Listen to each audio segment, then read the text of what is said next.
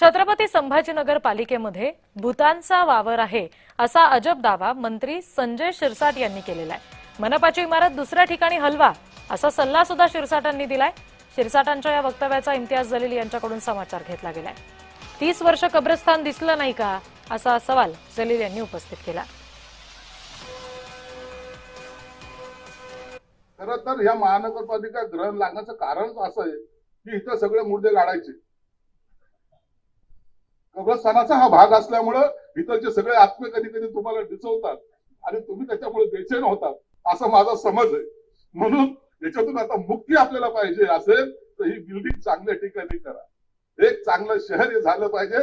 यासाठी या आत्म्याला सुद्धा सुटका मिळेल आणि तुम्हालाही सुटका मिळेल।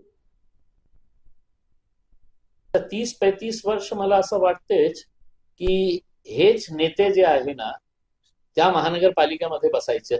आता मोठे नेते झालेले आहे तर त्यावेळी कब्रस्तान त्यांना दिसलं नाही होतं का?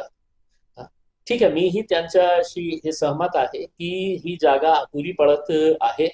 आपल्या N12 मध्ये जिथे या लोकांनी गुजराती कंपनीला आणून तिथे कचऱ्याचा डिपो आणलेला आहे, ते कचऱ्याचा डिपो हटवा आणि तिथे एक चांगली महानगरपालिकाची खूप मोठी भव्य इमारत तिथे उभी करा।